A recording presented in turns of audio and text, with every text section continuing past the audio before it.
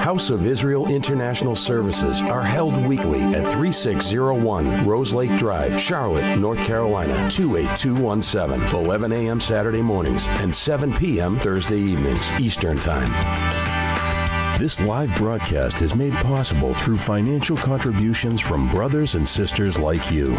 Your financial support is greatly appreciated. Thank you.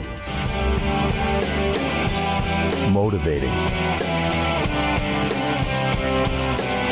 Inspiring. Challenging.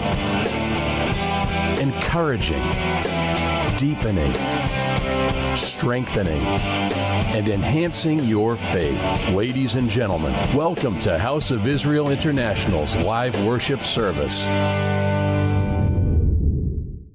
I have been listening to many of you and the comments that have been made and things that I know that several of our brothers and sisters have struggled with.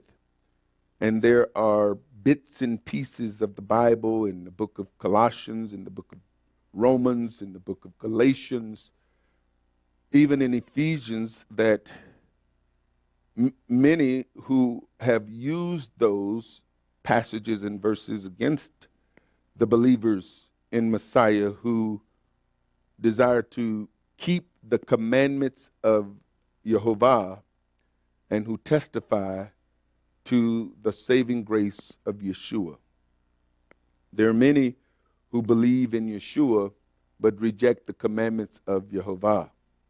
And we know that there is both which are required by the Almighty, that we keep His commandments and that we have faith in Yeshua. That is biblical. Galatians, probably unlike any other book, has, in my mind, been used against many of the saints, and I would even say have been misunderstood. Now, I don't claim to have all the understanding on Galatians, but I do have a considerable amount. And I'm going to share with you what I do have, and I believe that it will bless you and it will bless others through you.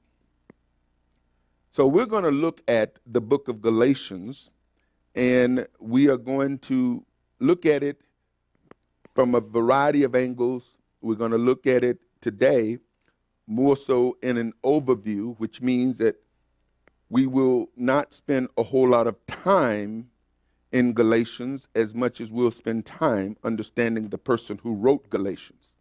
Because you got to understand something, ladies and gentlemen. The person who wrote Galatians wrote practically every New Testament book in the Bible that are preached as far as letters that are preached in the body of Messiah. Paul wrote Romans. He wrote 1st and 2nd Corinthians.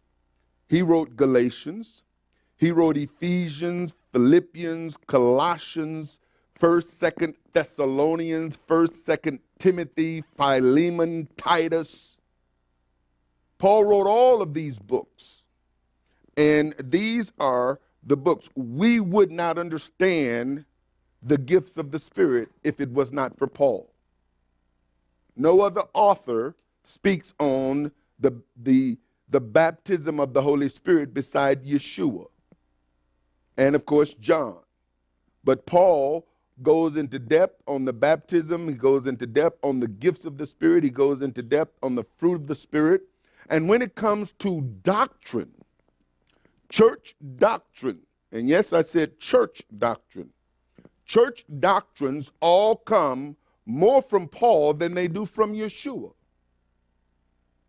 Paul is the one who formulated church doctrine, because you have to understand, Yeshua didn't establish a church.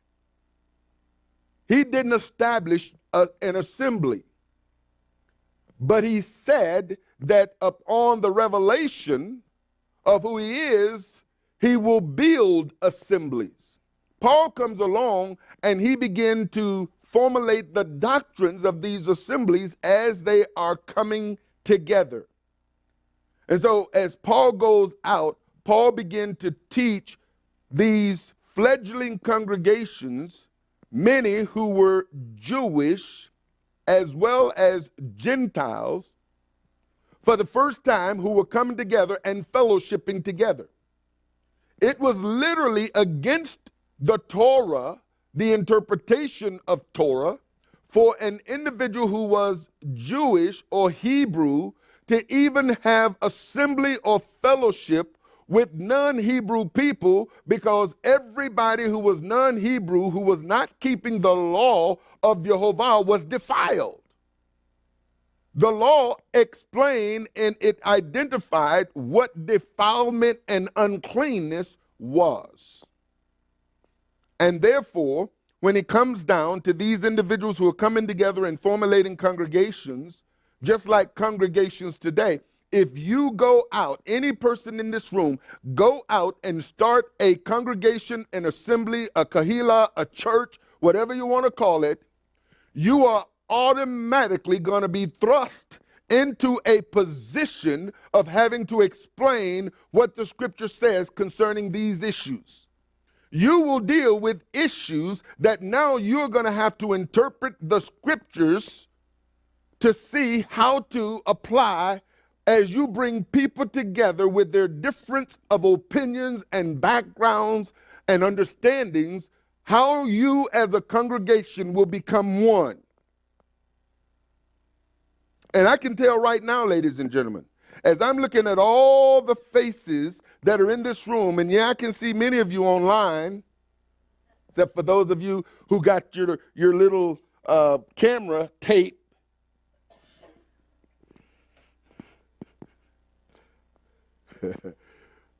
What you're going to find is that those of you in this room, former Baptists, let me see your hand. Former Pentecostals, let me see your hand. Former Seventh-day Adventists, let me see your hand. Former Methodists, let me see your hand. Former Presbyterians, let me see your hand. Former atheists, let me see your hand. Former Catholics, let me see your hand. You see, you got all of these doctrines, all of these different approaches, and now you're going to come together as a body of Messiah and try to figure out how to walk together. I'm going to tell you, it's difficult for two people, let alone a whole bunch of people. Do you hear me? Husbands and wives, you know what I'm talking about. It's bliss. It's always been bliss. I know it. Wonderful confession. Mine is too. Hallelujah. Never had a problem, right?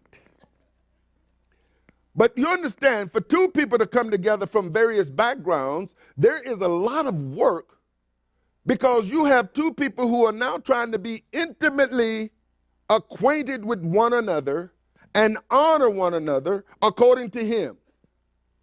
And there's a lot of dishonor that comes into a marriage relationship. A lot of dishonor. And you got to work through issues. That's for two of us. Now imagine four of us. Imagine six. Imagine 8. And as long as we come in the door, Shabbat Shalom, see you next week, next year in Jerusalem, never have an opportunity to express or explain where we come from and what we believe, as long as we keep the conversations surface, you have no idea of the various degree of belief systems that are in the midst of us. And so now, Paul has this arduous responsibility to begin to address the issues that automatically come up in a congregational setting, because a congregation of people have the mandate, according to the Messiah, to become one. So you're going to have calendar issues. You're going to have new moon issues. You're going to have beginning of year issues. You're going to have feasts and festivals and how you celebrate them issues. You're going to have issues on what we do with the law and how do we do with the law and what applies to us from the law today, if anything. So you got all of these issues to work with, and Paul meticulously tried to address these issues in a manner to where the people would understand and begin and be able to become one according to the prayer of Messiah. Paul does this like no one else, because Paul has a more difficult task than Peter or James or John. You see, Peter, James, John, and the other disciples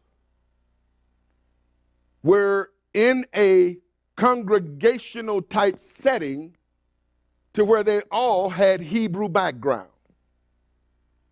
Everybody pretty much who was in the setting of the assembly in Jerusalem, for the most part, was of Hebrew origin. Paul goes outside of Jerusalem and Judea and Samaria and Israel into communities where now Gentiles are coming in, non-Hebrew people who have not had Torah, who have not had law, because remember, Jehovah says there is no people on the planet that have the kind of laws that my people have. Everybody else is doomed. My people is going to be an example for the entire world. Do you think Jehovah changed his mind? No. The problem is that his people never fully embraced his commands. They never fully embraced his law. And as a result, they begin to interpret the law through their systems, just like people today interpret the law through your various systems. The book of Galatians. By doing a verse-by-verse study on the book of Galatians, I intend to prove to you that many have made serious errors and have come to faulty conclusions and teachings from this letter of Paul. You say, well, if many made errors, who do you think you are? Well, stay tuned, you'll see.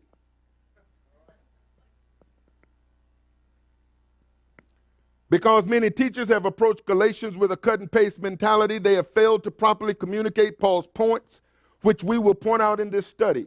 And what I mean by a cut and paste mentality is that you can't pull a verse out and say, see this is what this says. Because you've just taken that verse out of the context of the letter. The first thing we need to understand is that Galatians is not a book, even though we refer to it as a book. Galatians is a letter. It's what it is. It's always been a letter, and it is now part of a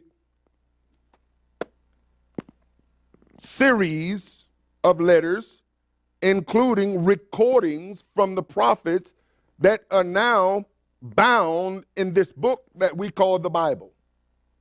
Many in the Old Testament, of course, were scrolls. And now we have from the Old to the New Testament this book that is called the Bible, and we refer to books of the Bible as books versus letters. I will prove that what many teach Paul taught in his letter or in this letter is not accurate, and clarify the inaccuracies derived from what currently exists from the letter Galatians. Here's some questions that I'm going to answer, and I'll just give you the quick answer right now in a nutshell. Did Paul teach Jews no longer had to keep the law of Jehovah? No. Did Paul teach Gentiles did not have to keep the law of Jehovah? No. Did Paul teach that the law of Jehovah was for the Jews and not for the Gentiles? No. Did Paul teach the law of Jehovah was no longer to be observed? No. Did Paul teach those who keep the law of Jehovah have fallen from grace? No. Did Paul teach that Jews nor Gentiles needed to be circumcised? No. Now, all of these things that I'm addressing here, these particular questions, Paul was accused of teaching. Not only by Gentiles, but also by Jews. And Paul didn't teach that. Peter came along and said, a lot of what Paul taught was misunderstood and misinterpreted. Because when you begin to look at what somebody else teaches, you're going to hear them through your filters. Every one of us have filters that we screen what we hear through. And so you hear things that is not said. You even can read into the Bible things that aren't even there. How many of you have quoted a verse knowing that it was a biblical verse?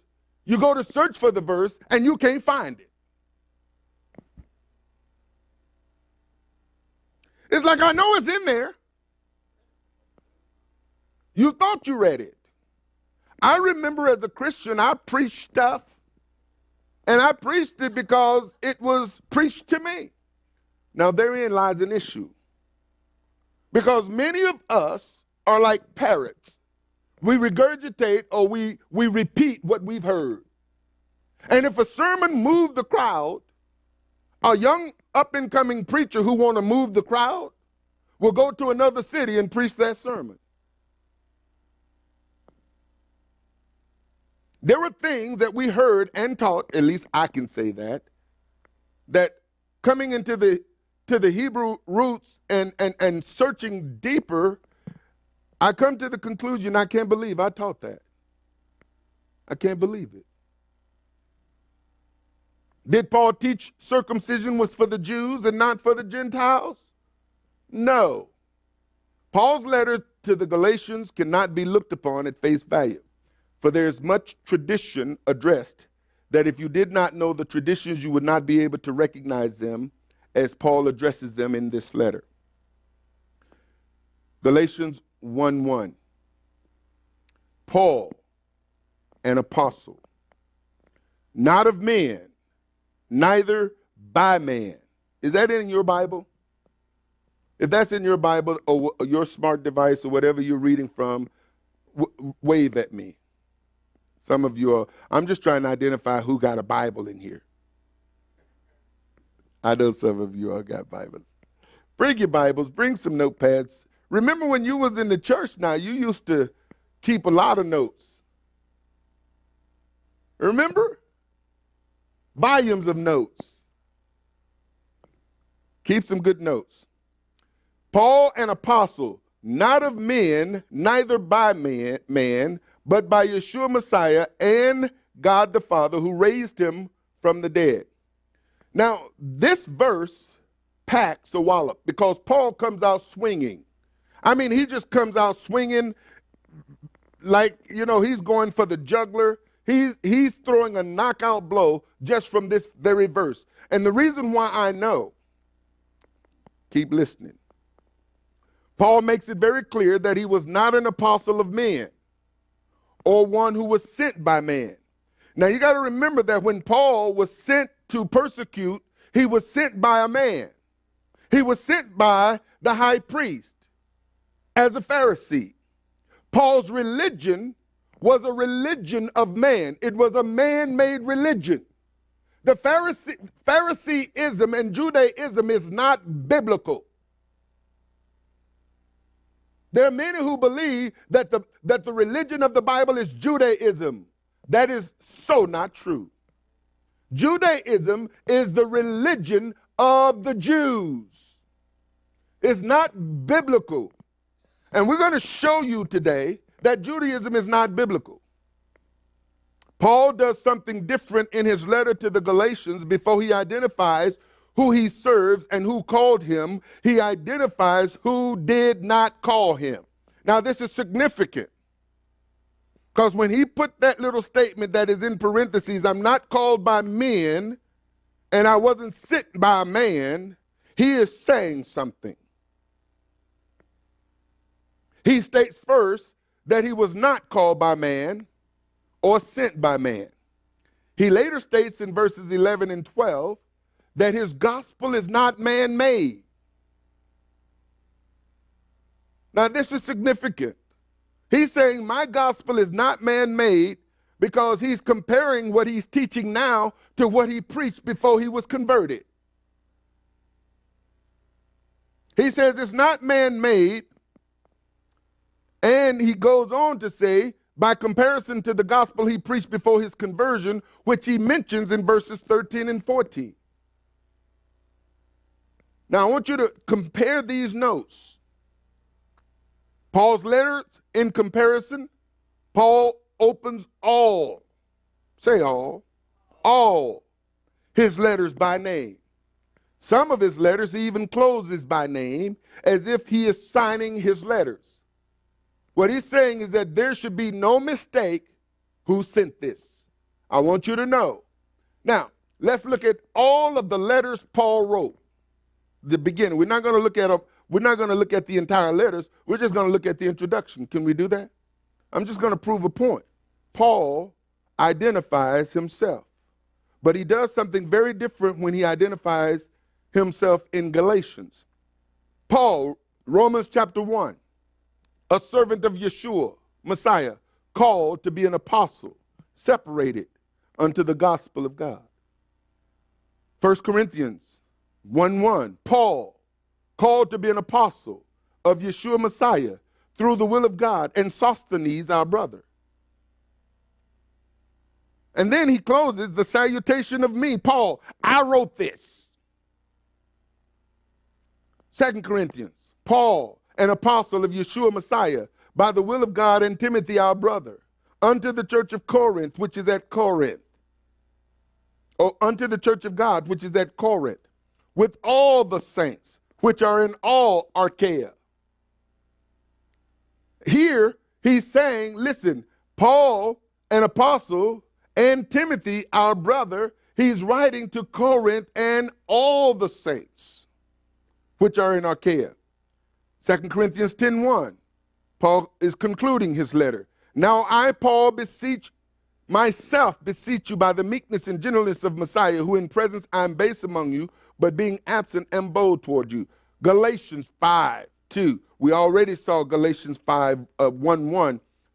Paul closes Galatians 5. Behold, I, Paul, say unto you that if you be circumcised, Messiah shall profit you nothing.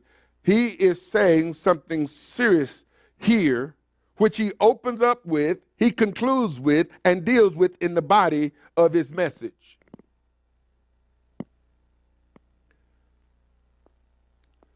Paul, Ephesians 1, an apostle of Yeshua Messiah, by the will of God, to the saints which are at Ephesus, and to the faithful in Messiah Yeshua.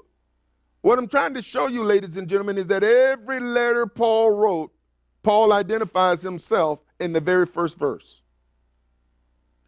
Philippians, Paul and Timotheus, the servants of Yeshua Messiah, to all the saints in Messiah Yeshua, which are at Philippi, with the bishops and deacons. Colossians, Paul, an apostle of Yeshua Messiah, by the will of God, and Timotheus, our brother. Colossians 4:18, he concludes, the salutation by the hand of me, Paul. Remember my bonds, grace be upon you. Amen. 1 Thessalonians 1:1, Paul and Silvanus and Timotheus unto the church of the Thessalonians, which is in God the Father and in the Lord Yeshua Messiah. Grace be upon you, unto you, and peace from God our Father and the Lord Yeshua Messiah. 2 Thessalonians 1, Paul and Silvanus and Timotheus unto the church of the Thessalonians in God our Father and the Lord Yeshua Messiah. 2 Thessalonians 3, the salutation of Paul, which with my own hand, which is the token in every epistle, so I write. 1 Timothy 1:1, Paul, an apostle of Yeshua Messiah, the commandment of God our Savior, or by the commandment of, and the Lord Yeshua Messiah, which is our hope. 1 Timothy. 2 Timothy 1:1. Paul, an apostle of Yeshua Messiah, by the will of God. You get the point? Titus, Paul. Philemon, Paul. Philemon 1:19, I have written it with my own hands. Now, Paul is opening all of these letters, identifying himself and who called him. He's identifying himself. I, Paul, called an apostle, or called by Messiah, or called by the Father to be an apostle. So he has a history And when you look at the pattern that Paul establishes, it points out, it jumps off the page in Galatians how he addresses his introduction. Who was Paul? Where did he come from? And what was his record? Now, if you're in a court of law and somebody is going to testify, one of the things a good lawyer is going to do is look at the character of the person who's testifying. They'll even bring character witnesses, especially if they're trying to get somebody freed from a crime that they've committed. Because what he's trying to do is show the character of this person so that the people who are making the decision on judging him understand either this is this person's character or this is not this person's character. If a person who is being tried for murder is simply got a history of petty crimes, not breaking and entering, just petty stuff like shoplifting. Okay, I guess that's kind of petty until they shoplift from you.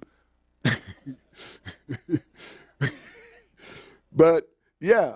So now this person has a history. They got the records. This person has done petty stuff. How did he graduate, or she, to now being a murderer? You understand? Now, if a person has a record of criminal behavior that would suit the characteristics of a murderer, then a good prosecutor is going to point all this out. And as I said, you all are basically the jury here. You have to determine by what I present to you whether or not what I'm saying is truth, believable, or not. Now, in order for me to look at Paul, Paul has to be credible. I have to do what Paul said or do what the Bible says when it comes down to testing the Spirit. I have to test Paul. I have to look, okay, is Paul capable of writing the stuff people say Paul wrote? If I come to the conclusion that Paul is capable and Paul did write the stuff, or it was interpreted by individuals who say Paul taught against the law, and Paul taught against circumcision, and Paul taught against keeping the commandments, if I come to that conclusion, then I also have to come to the conclusion that Paul did one thing and said something else. You understand? What does the Bible call a person who say one thing and do something else? A hypocrite. If I can prove that Paul is a hypocrite, why would I really receive what he's writing? Why would I take the writings of Paul as being from God when already I can see that this man dabbles in hypocrisy? Do you hear me? Can I believe him? He say one thing and he do something else. Do you believe people who say one thing and do something else? So now, because individuals who want to quote Paul, they got to come up with a new formula. Well, Paul taught the Jews that they had to keep the Jewish stuff, but the Gentiles didn't. See, now he can do one thing and teach something else. You see that? He can do, because he's Jewish, so he do the Jewish stuff, but the Gentiles don't have to do the Jewish stuff. And so the Jews said, Paul is teaching people we no longer have to keep the law of Moses. Paul is teaching the Jews that they no longer have to circumcise their children because they heard or interpreted or misinterpreted what Paul was supposedly teaching to the Gentiles. So this confusion existed way back then. This is why Peter wrote what he wrote about individuals misinterpreting Paul. Well, let's look at Paul. Let's look at his record. Saul was born, he was born Saul of Tarsus, which is a city of Cilicia, and Cilicia is what we know today is modern-day Turkey. So Paul wasn't born in Israel. He was born in Tarsus. Paul was born under Roman rule, and he himself had Roman citizenship. He was brought up in Jerusalem as a student of Gamaliel. Gamaliel was a doctor. He was a PhD. He was a chancellor, you might say. He was the leader of a school of thought, and the school of thought was Phariseeism. Acts 22, I am verily a man which am a Jew, born in Tarsus, a city in Cilicia, yet brought up in this city at the feet of Gamaliel, and taught according to the perfect manner of the law of the fathers. Now you got to see this, taught in perfect manner of the law of the fathers, not the law of Jehovah. That's what he's saying here. Because got to understand, the law of Jehovah was interpreted differently by the Pharisees than it was by the Sadducees. That was a conflict between the Pharisees and the Sadducees. And then there were a group of people called the Essenes. We know about them today because of the Dead Sea Scrolls, who had a whole different view and rejected and even isolated themselves from Phariseeism and Sadduceeism because they didn't believe or trust any of them. All because of their interpretation. So Paul says, I was taught in the perfect manner of the law of the fathers. Oh man, I left my book at home. I have a Chumash. I'll have to bring that up next time. In the Chumash is a Jewish book that is actually the Torah, the 5 books of the Bible, and the commentary. The Chumash is basically like a Talmud, but not extensively as a Talmud. And what the Chumash teaches is believed among Pharisees and Sadducees to some degree, that when Moses was on Sinai, he received 2 laws. He received the oral traditions, and he received the written word. The oral traditions is handed down from generation to generation, and this is what Paul is talking about, the perfect manner of the law of the fathers. That which was handed down from generation to generation, that's the oral translation or the oral Torah, which now, according to the Chumash, you have to observe the oral Torah as much as you would observe the written Torah, for not to observe the oral Torah will be to destroy the written Torah. I've got the book. I'm going to bring that. I thought I had it with me, but I left it. I want to show you the evidence. Gamaliel was a doctor of the law, according to Acts 5:34. Then stood up one in the council, a Pharisee. Here they're trying to figure out what to do with the disciples who are teaching in Yeshua. His name was Gamaliel, a doctor of the law. Had in reputation among all the people, and commanded to put the apostles forth a little space. Basically, he was famous for saying, if these men be of Jehovah and what they're saying, you can't stop it. If it's not of him, it'll fizzle out and come to nothing. Leave them alone. That's what he said. Leave them alone. Paul was an Israelite of the tribe of Benjamin. Romans 11:1. I say then, hath God cast away his people? God forbid. For I also am an Israelite of the seed of Abraham, of the tribe of Benjamin. Paul was circumcised on the 8th day and was brought up as and became a Pharisee.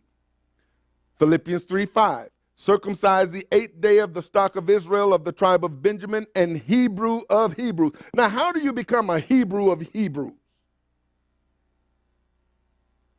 What he's saying is that I'm not just a Hebrew, I am one of the most learned Hebrews of all the Hebrew people. I'm not a moderate Hebrew. I'm not a secular Hebrew. I'm not just a religious Hebrew. And we're going to find out that as a Pharisee, Paul was part of the strictest sect, as we're going to see here. He says, a Hebrew of Hebrews as touching the law. Let me tell you what side of the law I am on. I'm a Pharisee. I'm not a Sadducee. Now, you say, well, what difference does it make? It makes a lot of difference. Paul at one point was very proud to be a Pharisee. Acts 26:4. My manner of life from my youth, which was at the first among mine own nation at Jerusalem, know all the Jews. What he's saying, all the Jews know me. That's what he's saying. They all know me, which knew me from the beginning. If they would testify that after the most straightest sect of our religion, I lived as a Pharisee. The Pharisees was the most strictest sect of Judaism.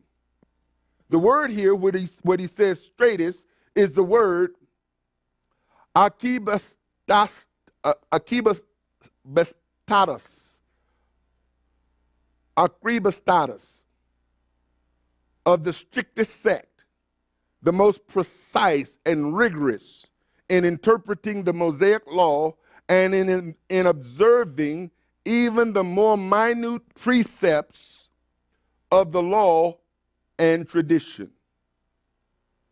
Now, the problem that Paul had with Pharisees after his encounter with Messiah is Paul knew how the Pharisees operated and what the Pharisees operated by. They didn't just keep the law of Moses, they kept the traditions, and the traditions of Moses was as valid, according to the Talmud, as the law of Moses itself. As a matter of fact, more so. We're going to find that out. Yeshua warned us to beware of the leaven, doctrine, teaching of the Pharisees. He didn't just warn his disciples, he warned us. Because let me tell you something, ladies and gentlemen, there's modern day Phariseeism, and whether you know it or not, Messianic Judaism is modern day Phariseeism. Messianic Judaism is modern day Phariseeism. It was interesting, brother, Bibbs. Dan. Yeah, Dan noted on his Facebook page that, he was saying that he saw a Jewish man who had a kippah on, but no tzitzit. It's like, how can this man wear a kippah that's not commanded and not wear tzitzit that is commanded? You see, that doesn't make sense biblically, but it makes sense. See, you think about it. Before you knew about these fringes, how did you identify a Jewish person? A man. The beanie. That's a Jew. That's a Jew. You could point him out no matter where you are. That's a Jewish man. You weren't looking for seats because most of them don't wear them. And when they do, there's no blue thread. And they're operating according to rabbinic law, rabbinic tradition that says that if you're going to be a Jew, if you're going to be a practicing Jew, then you have to look like one. And here's the mark, kippah, not tzitzit. Now the ultra-Orthodox wear tzitzit, a kippah, and a hat. You see them in New York and Israel. And what you may not notice until they take the hat off is that they got a kippah underneath the hat. And it distinguishes them from the nominal. The ultra-Orthodox says, we today are the Hebrew of Hebrews. We're not a secular Jew. We're not a Reformed Jew. We're not a modern Jew. We're not a Orthodox. We are ultra-Orthodox, which means that we are more Orthodox than the Orthodox. You understand what I'm saying? And so, when you find individuals who want to wear a kippah, is a sign of Judaism. People say, well, I like to wear kippah sometimes because I just like to be reminded that I'm submitted to God. Sometimes you like to be reminded of that. Good. That's what these are for. See, to see a person with a kippah and not wear tzitzit, it shows you that they're under rabbinic law. And even to see a person with a kippah shows you that they're in Judaism. Whether it's Messianic Judaism or just plain old non-Messianic. Let me tell you something. In Israel, everybody's Messianic. Everyone. Even the secular ones. Matthew 16:6. Then Yeshua said unto them, take heed and beware of the leaven of the Pharisees and of the Sadducees. You said, brother, when you going to get to Galatians? I'm already in it. Take heed and beware of the leaven of the Pharisees and of the Sadducees. How is it that you do not understand that I spake it not to you concerning bread? They interpreted what Yeshua says. Did you bring? He says, beware of the leaven of the Pharisees. They say, oh man, he's getting on us because we didn't bring any bread. Yeshua says this has nothing to do with bread, brothers. When I'm telling you, when I say beware of the leaven, I'm not talking about that which makes bread. I'm talking about that which puffs up. I'm talking about the teachings. There are too many people who are satisfied with knowing the truth. And they will argue you tooth and nail with their truth. You see, when a person wants to argue with me on Tuesday and they only wear their CCs on Sabbath, I don't even waste my time with the argument. Because I see a religious person. That's what I see. I see a religious person, and I see, okay, you wear your CCs and you want to put on your prayer shawls and you want to put on your kippah and you want to look all holier than thou on the Sabbath, but during the rest of the week, you just a normal Joe like everybody else. Get out of my face. You've already showed me who you are. Why would I spend my time having a biblical conversation with a person who's going to come to me from their head, not from their heart? And there are people who will argue you tooth and nail till death with their religious selves. You want to deal with people who are spiritual according to the word, because there's a whole lot of spiritual people. I was part of a nonprofit organization, and pretty much all the people who had these religious nonprofits were spiritual people. Yeah, well, I'm spiritual. I may not read the Bible, but I'm spiritual. Really? What spirit are you? Don't tell me. I can see it. I see your actions. Your actions tell me what spirit you are of. Matthew 16:12, then understood they how that he bade them not beware of the leaven of bread, but of the doctrine of the Pharisees and of the Sadducees. And this is what that word doctrine means, didache, teaching. Beware of the teaching. He's saying beware of their teaching. Why? Because what you are taught is what you will try to live. What you are taught is what you'll try to live. If you're taught that there is no Holy Spirit, you're not going to be desiring the Holy Spirit. If you're taught that gifts have been done away with, you're not going to be interested in the gifts. If you're taught that tongues is of the devil, you want nothing to do with it. If you're taught anything other than what the Bible teach, then what you're going to find is that's how you're going to live. And this is why a lot of Jews today are living a Jewish lifestyle, not a biblical lifestyle, because they're taught Judaism. You have to understand that Judaism is how a Jew identified themselves as being Jewish. To walk away from Judaism is to cease being Jewish. So even when Jews who are Judaizers who come into the faith and accept Messiah, they still hold on to the traditions and they teach their gospel mixed with the tradition of the elders. So when they begin to talk about circumcision, which we're going to find out here in the book of Galatians, they're not talking about the circumcision as according to Abraham. They're talking about conversion. And Paul is saying, no, you don't have to convert. He's not saying you don't have to be circumcised. He's saying the way the Pharisees teach circumcision is that the only way you can be circumcised is you convert. Remember in the Torah, there was a fellow by the name of Simeon. He had some brothers. Their dad's name was Jacob. He had a sister named Dinah, who was a character. She was one of them daughters who had all brothers, and she frolicked all over the place. And she got hooked up with the king of Shechem's son. So much so to where the king of Shechem and her got into a relationship. It was made known that the king of Shechem's son, the king of Shechem's son, the prince, got into a relationship, and now the prince had fallen in love with Dinah, and he wanted to make it right.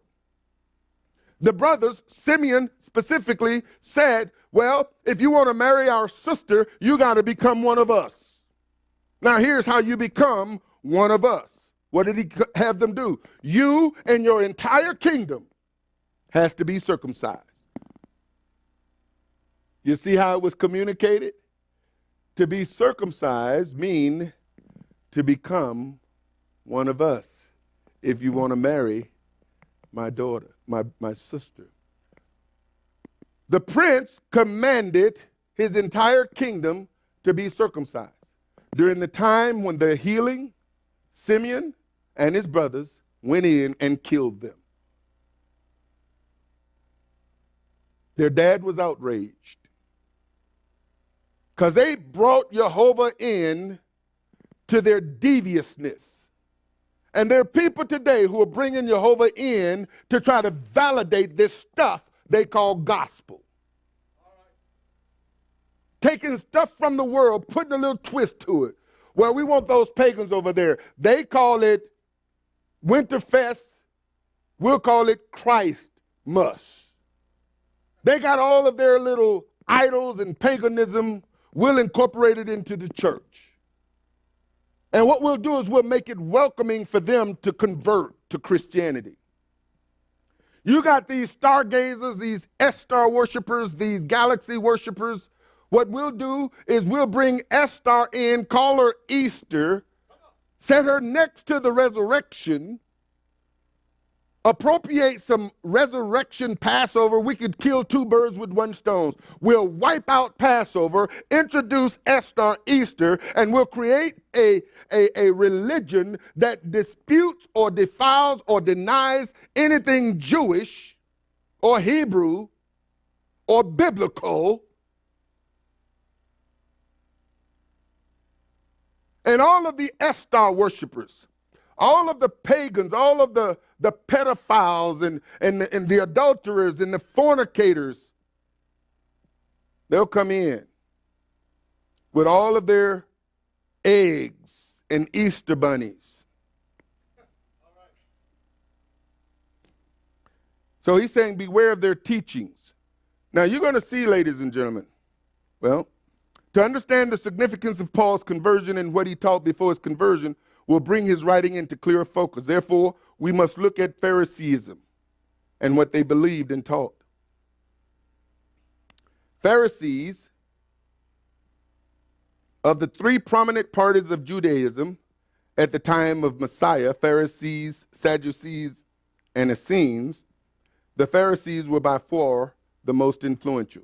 And this is coming from the compact NIV dictionary of the Bible. The name Pharisee, which in its Semitic form means the separated ones, separatists, first appears during the reign of John Hyrcanus, 135 BC. Generally, the term is in the plural rather than the singular. They were also known as Hasidim. Are you familiar with that term? Hasidim. These are the modern day Hasidics. These are the ultra-Orthodox.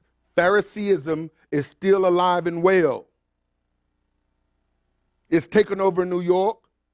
It's taken over some other major cities. It's all incorporated in the South. Here in this city, we got 3 synagogues, temples, and we've got a whole lot of house ministries with Jewish rabbis that reject Yeshua right here in the city of Charlotte. Those of you who've ever driven down Independence Boulevard from Fairview all the way down to Providence Road, from Fairview, all up in Fairview, all the way down to the freeway. It's all Hebrew. One of the largest populations in Charlotte, Jews. Hasidims. They were also known as one who loved God or loyal to God. According to Josephus, their number at the height of their popularity was more than 6,000. 3 facets or characteristics of the Jewish nation contributed to the development of the Pharisees. Or paradoxically, it may be said that the Pharisees made these contributions to Judaism. So that ultimately, Phariseeism and Judaism became almost synonymous. The first of these is Jewish legalism, which began in earnest after the Babylonian captivity. Judaism was founded in Babylon. Temple worship and sacrifices was no longer. They had ceased. Judaism began to center its activities in Jewish law and the synagogue. The rise of the Jewish scribes, who were closely associated with the Pharisees, also gave great impetus to Jewish legalism. The Pharisees, more of a fraternal order or religious society than a sect, were the organized followers of those experts in interpreting the scriptures.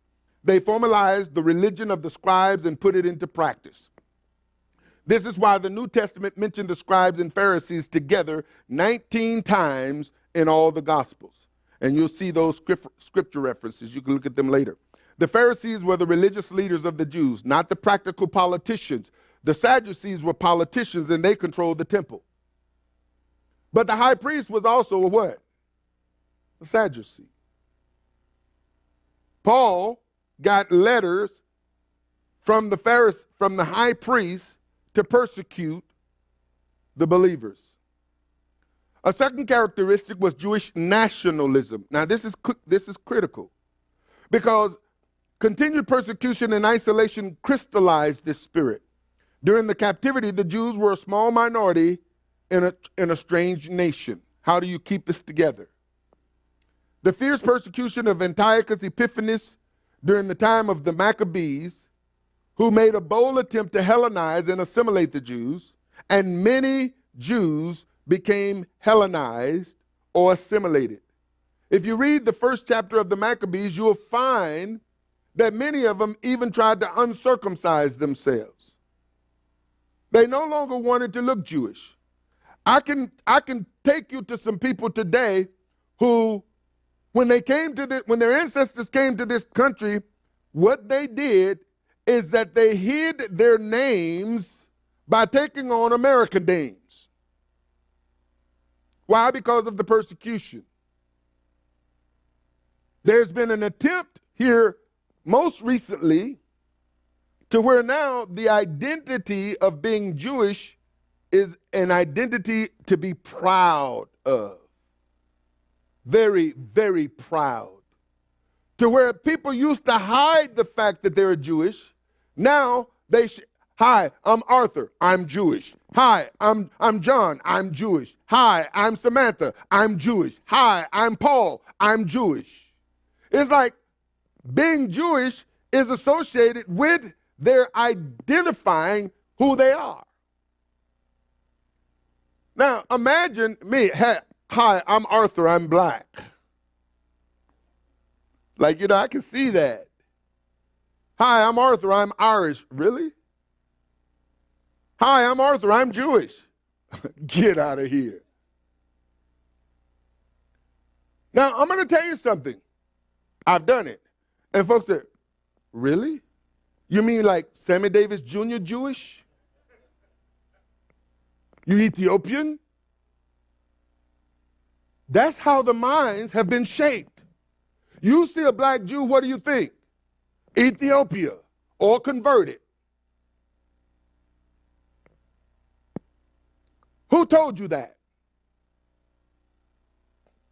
How did you come to that conclusion?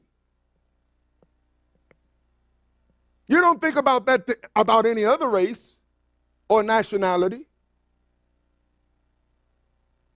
Who shaped that opinion?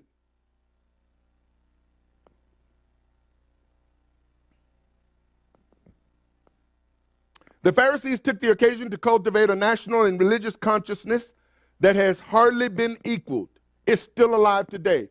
It started in Babylon, and it is just as alive and thriving to where back in 1948, a state was established as a land, a homeland, not for Israel,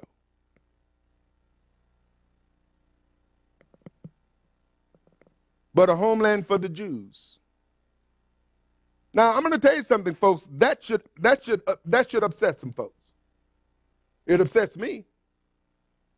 You see, because I have as much right to Israel through Messiah as any other natural nation. Because let me tell you something. Before 1948, imagine, were there Jews in the state of Israel in the 1920s? And they weren't called so much Jews as much as they were called Israel, Israelites, even Palestinians. Even today, many recognize themselves as Palestinian Jews and Palestinian Arabs and just Palestinians. Don't get upset at me. Go to Israel and talk to them. They'll tell you. You got folks on this side of the ocean who have this idea, and people on the other side of the ocean that they have ideas of don't have the same ideas. But as long as I'm on this side of the ocean, I can have whatever idea I want to have. And then you go and you begin to interact with the folks that you have ideas about, and you say, you know what? I thought this was different. And then most of the tourists who go there never interact with the people because they are on the tourist track.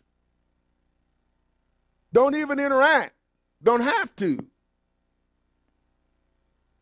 So we can preserve that idea and make a lot of money from it by taking you over to Israel and showing you the sights, but never allowing you to interact with the folks. And the only people that the tourists interact with is the merchants. No neighborhoods, no corner stores, no synagogues, no communities, no assemblies, just all of the tourist traps on your nice air-conditioned buses. A third contributing factor to Phariseeism was the development and organization of the Jewish religion itself after the captivity and the revolt. Formulation and adaptation of Mosaic law by scribe and rabbi increased tradition. There it is. And a more extreme separatism resulted in an almost new religion, vehemently opposing all secularization of Judaism by the pagan Greek thought that penetrated Jewish life after the Alexandrian conquest. The Pharisees became a closely organized group. Now, ladies and gentlemen, in Acts, in chapter 6.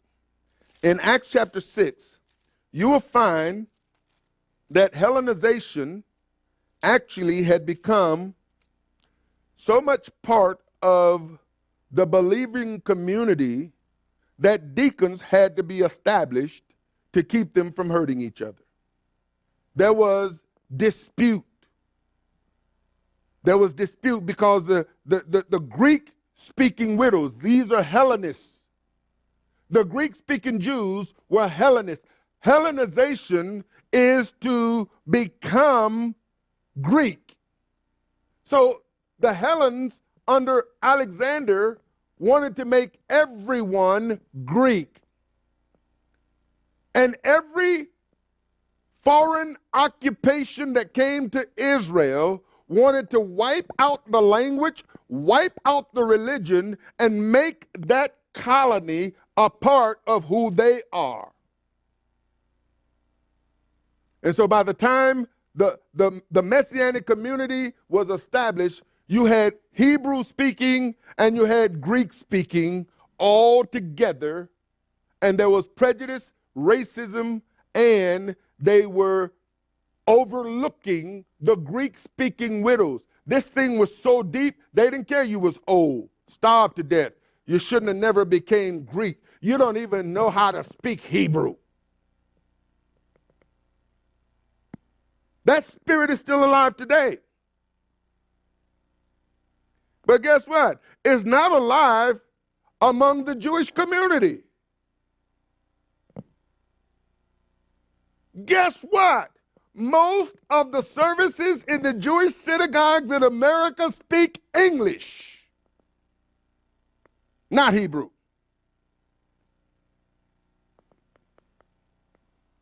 That's the result of Hellenization. Wherever you go, assimilate. Assimilate, assimilate, assimilate.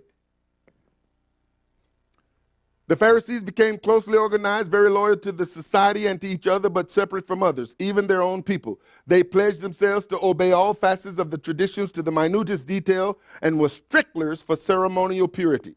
The doctrines of the Pharisees included, get this, predestination, the immortality of the soul, and belief in spirit life teachings. The Sadducees denied much of this. In Acts chapter 23, Paul uses it to his advantage when he realized that he was being detained by Pharisees and Sadducees, and he identified that he was a Pharisee. Here it is in Acts. Paul says, I'm a Pharisee.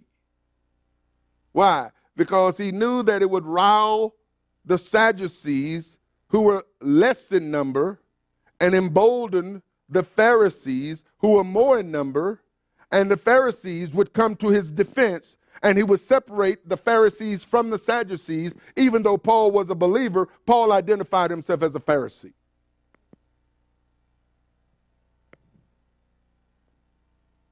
But guess what else? They believed in a final reward for good works, and that the souls of the wicked were detained forever under the earth, while those of the virtuous rose again and even migrated into other bodies. Most of the Jewish people you talk to today believe in reincarnation. This is why they can get into wizardry and sorcerism and mysticism and all the other spirits that you get appalled of. I'm in the land of Israel during Purim, and I'm going to tell you the wickedness of Israel during the time of Purim. I saw people dressed up as witches and warlocks and sorcerers, even the babies, cowboys and Indians. What has cowboys and Indians got to do with Purim? Fairies, tooth fairies. We were in one service, man, and I'm telling you, they were more concerned about celebrating Purim than they were about the Spirit of the Almighty moving in the midst of them, which he did. And as soon as I was done, they wanted to hand out their Purim certificates and their candy. Witches. That was the congregation that I had to rebuke the children over their lighting firecrackers while I'm preaching. In the service. Made me angry. I had to call them out. I don't normally do that, but how dare you? You invited me here and now you're going to let your children disrespect me? Not on my watch. Yes, the Pharisees believed in reincarnation and still do today. For the Sadducees say that there is no resurrection neither angel nor spirit, but the Pharisees confess both. Now, when you understand this is what Paul was referring to when he says, but though we or an angel from heaven. See, if you don't understand that the Pharisees, which was Paul's biggest problem, was teaching angel visitation, spirits manifesting themselves, preaching and teaching and revealing certain truths from the Almighty. And so Paul is saying, listen, I know what that is. That's Phariseeism. They believe in angels and spirits and reincarnation. And this is exactly what happens when you see people put their little prayer shawl over their head and they're fanning the flames of Shabbat. Blessed art thou, Jehovah our Elohim, who have commanded us to kindle the Sabbath light. Where did he command you to do that? Conjuring up the spirit of dead rabbis and dead sages, trying to get the wisdom of the saints of old who have gone away instead of communicating with the spirit. Mysticism. Praying to the east. People don't realize that's Phariseeism that has found its way into the Messianic communities, just like Christmas and Easter found its way into the churches. Well, we just want to identify with the Jewish people. You're not identifying with the Jewish people because the majority of the Jewish people are secular. Why don't you have a secular service if you want to identify with the Jews?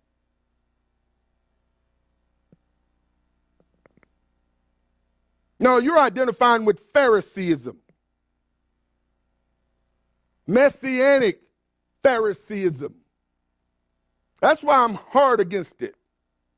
Because most people don't have a clue as to what they're doing. They think they're doing something religious when they're doing something anti-Messiah, who said, beware, don't do that. But no, we can have Jesus and Jewish traditions. We can have Jesus, Yeshua, and some Jewish stuff. And we can mix it all together and have a Messianic Jewish assembly with no Jews. But though we or an angel from heaven preach any other gospel, Galatians 1:8, unto you than which we have preached unto you, let him be accursed. Now notice Galatians 1:8. We're going to get into this, but I want you to notice something. What did Paul say? But though he's saying, if I come to you and preach something other than what I've preached to you already, let me be accursed. What is he saying?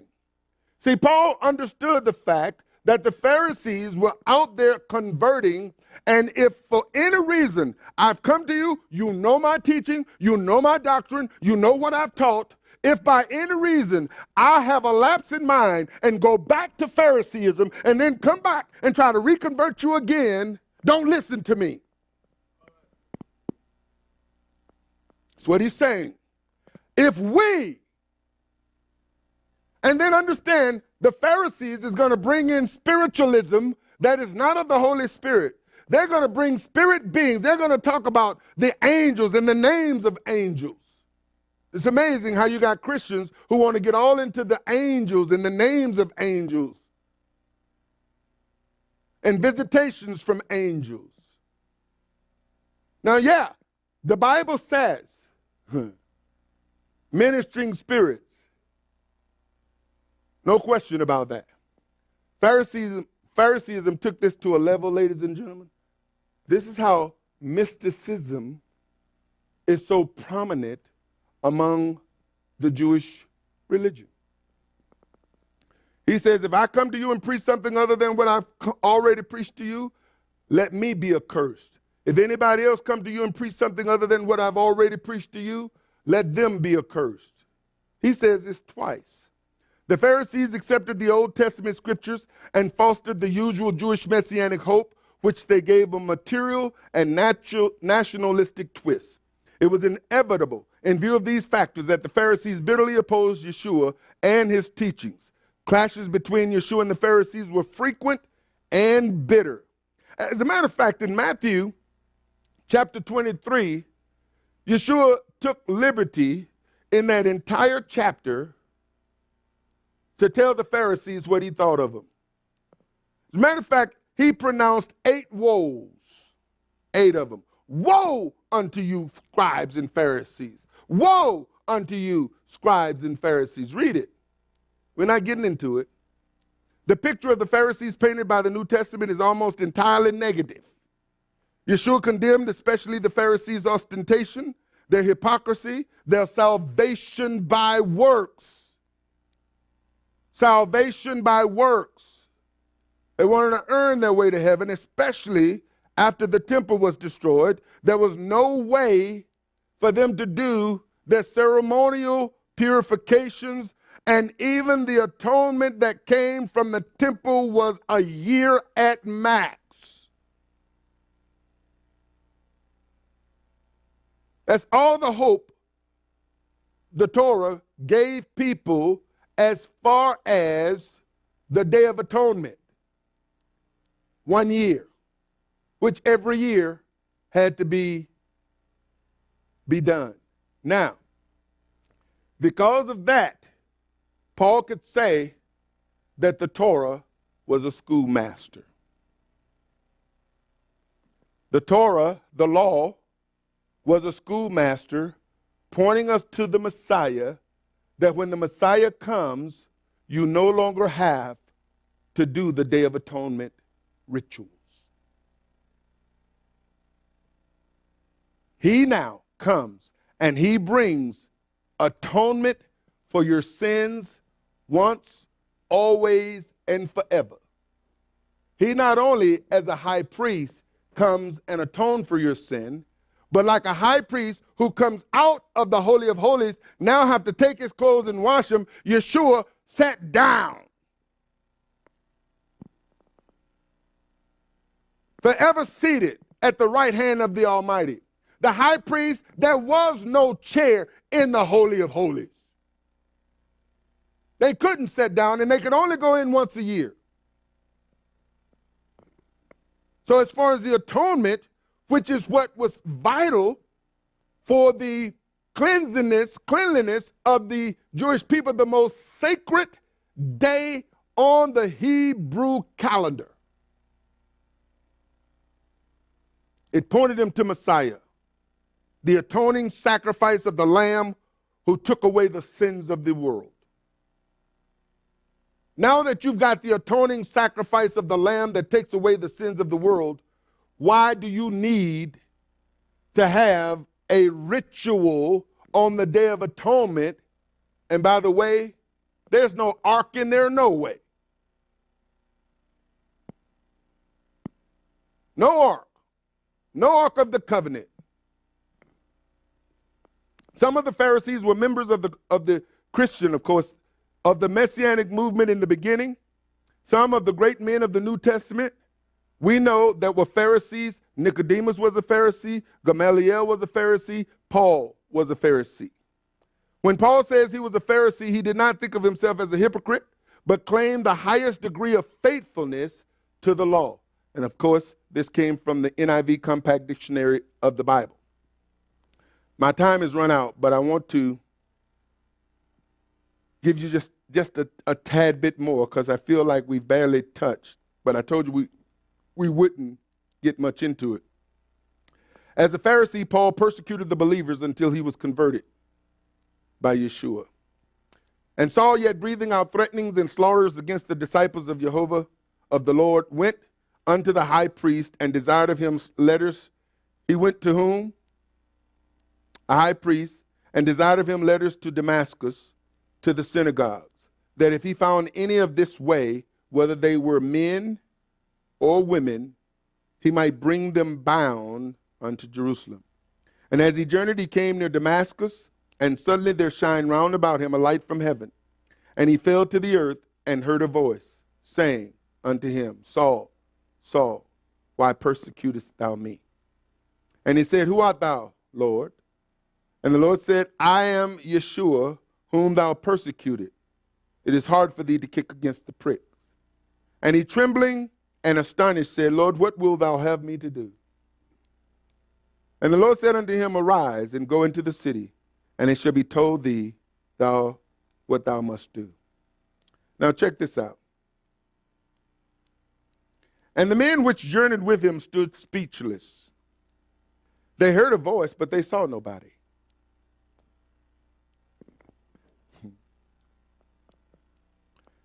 It's not like Paul is having a conversation with himself. Paul is talking. The voice is talking to Paul. The people are hearing Paul, and they're hearing the voice, but they can't see anybody. Remember the voice? When we talk about he calls us by name. You've heard the voice, you look around and there's no one there.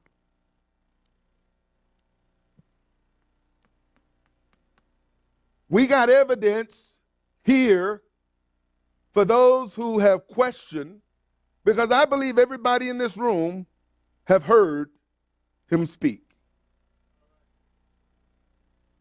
And if you haven't heard him, you can, because he's still speaking today.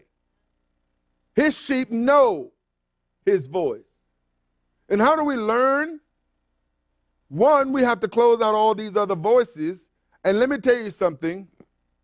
The voices in our heads are doctrines, teachings, things that we've been taught in the various places that we've come out of. We formulated belief systems, and we stand and we fight and argue according to those belief systems when many of us barely know our Bible. It's amazing how people can argue with you and they barely know their Bible. Some of you know some folks like that. And you try to share with them, and even though many of them, they see it, you show it to them. They are convinced of what they see. And then they go talk to their master, their rabbi, their pastor, their bishop, their apostle, their elder, who talks them out of what is clearly written. Many of you today, you see what was there when you practiced your faith different than how you're practicing your faith now. Many of you still got the same Bible you had when you were in church. Same Bible you had when you were in all those denominations. And yet, it's always been there, and now you see it. Whereas before you couldn't see it. Why couldn't you see it? Because you were guided through it and how to look at it. Today, you've taken off the glasses. You've taken off the shades. You've taken off the doctrines. You've taken off the denominational lens. And even though you've taken off all of those things, there are still the residue of some of those teachings that are still dormant in you, that when you hear you can do what Yeshua did, it filters itself through that unbelief that is still dormant there and hinder you from stepping out and doing what he said. Many of us would much rather be entertained than enter into the authority, the power, the instructions, the work that Yeshua said we can do. We're more interested in vacations and movies and stuff and things than we are interested in doing what Jehovah said you can do. People who will spend their resources on material stuff and not invest in the kingdom, won't even tithe, and will argue that you don't even have to tithe. Well, where's the temple? You ain't no priest. Tithes is for the Levites. They got enough knowledge of the Bible to be a danger to themselves. And wonder why they won't prosper. Wonder why they're not being financially blessed. People who look at the Bible through the lenses of somebody's teachings versus searching the Bible out themselves and listening to the Almighty who will lead, because many will come out of one denomination and go to another, exchange glasses. Come out of one denomination and go to another, exchange doctrines, while holding on to much of the stuff that they came with, and then come into the Hebrew roots with all that stuff and associate the baptism of the Spirit, the gifts of the Spirit, the powers of the Spirit with Pentecostalism instead of the Bible. You see, if I can discredit it and associate it with something that I don't agree with, then I don't have to agree with that. And if I don't agree with it, I'm not going to do it. And that's why I know many don't agree with it, because they're not doing it, even though it's clear and plain. So what hinders people from walking in the authority and the power of the Bible? By the Spirit. Their unbelief. And now you bring that unbelief into the book of Galatians because of teachers who have taught that we don't have to do that stuff. See, the moment individuals can convince us, many in the Hebrew roots movement, many in the Messianic communities have left the Sunday church and come into keeping the Sabbath and still don't follow Torah. They won't wear seats. They won't practice and uphold the commandments. They don't understand unclean and clean, holy and defiled. We went out, and I'll close with this. We were at a restaurant. Saints came in from out of town, and I'm so thankful that we had this opportunity. And we went to a restaurant that's called P.F. Chang's. Is that what it is, Lee? P.F. Chang's, South Park. And they brought us the menu. And oh, the menu was elaborate. I mean, it was just full. And then the waiter came out and says, "Are there any allergies?" And of course, there was the gluten. And then I said, "I'm allergic to seafood and pork." The guy disappeared. And the manager came. "Well, I heard there was some food allergies out here." Now, he wasn't gay. I'm just moving like that, so don't. We ain't going there. That's me now. No, I'm not gay either. I'm straight and straight. But I'm not of the straightest sect. I heard that there was some allergies out here, and we just wanted to, we really try to be sensitive to our guests, and if there's some allergies that, we want to identify them and know what they are. And I understand that there's some gluten allergies, and I understand that there's some seafood, and there's some pork allergies. And I said, we're not really allergic, but we don't eat. And the manager says, what we have done at P.F. Chang is that because of the concerns and because of our desire to serve our guests, you need to understand that there's a lot of these ingredients hidden in our sauces. And therefore, we have a special menu for people who don't eat pork and shellfish and gluten. And I'll get you one. And he went in and he came out with the sheet of paper. Now, you just had a triple-sided menu, front and back, reduced to a sheet of paper.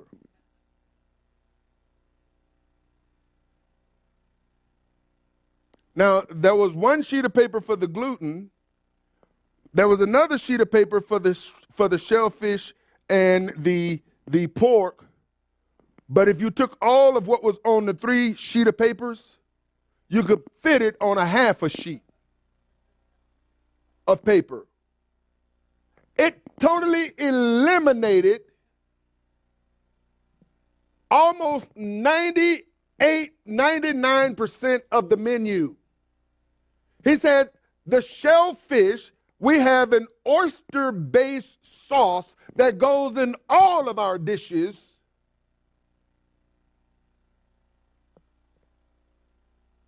I said, what?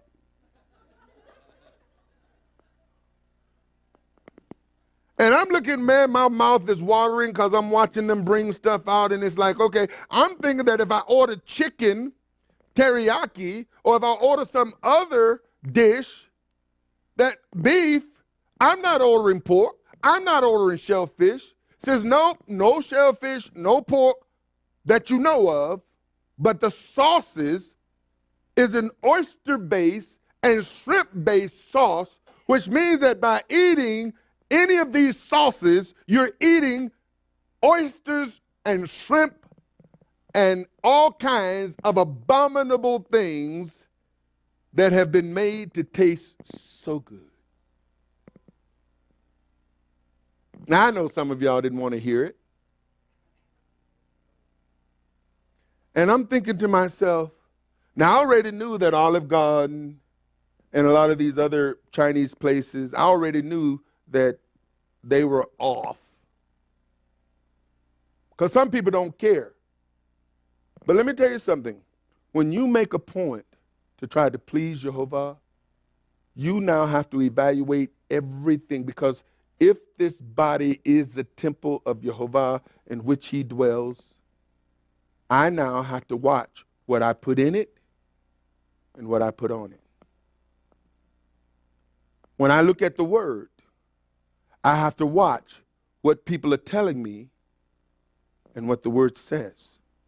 Because just like my body is going to react to what I eat and what I put on, my spirit man is going to react to what I'm taught.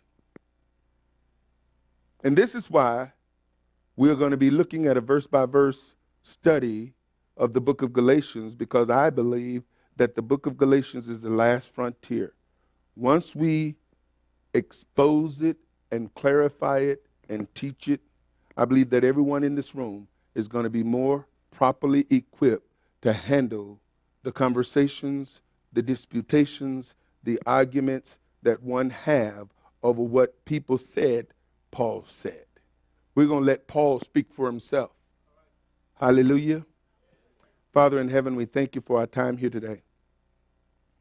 We know it's Sabbath, and yet we know that it is your desire for your people to be equipped with truth. It is the truth that makes us free. And as we've already declared, that this is a place of learning, this is a place of training, this is a place of equipping. We know that sometimes as we look to get equipped, that we have to learn things that we may find not so appealing, not so exciting, but knowledge. You said to get wisdom and to get knowledge, and with all of our getting, to get an understanding. We know that there are many people who have come at us and they've attacked us and they've said things that Paul said, that on the surface it looked like Paul said those things, especially as they take these out of context. And he says that, you know, if you try to justify yourself or find your righteousness or become circumcised or try to keep the law, you're no longer under grace. And these things perplex us because it sounds, yeah, he did say that. But yet when we look at how Paul said, what Paul said, and what he was dealing with, we come to realize that he wasn't saying what people said he said. And so we're going to shut off the preachers, even me, and we're going to look at the verses and we're going to expose the evidence that is clearly there when brought in a proper context, so that your people will have an understanding that they may have or may not have already. I bless you and I thank you and I bless your people. Ivarekaka Yehovah vaishmareka. Yeah, Yehovah panavileka vikuneka. Isa Yehovah panavileka v'sen lecha shalom. Yehovah bless you and keep you. Yehovah cause his face to shine upon you and be gracious to you. Yehovah lift up his countenance upon you and give you peace. Amen.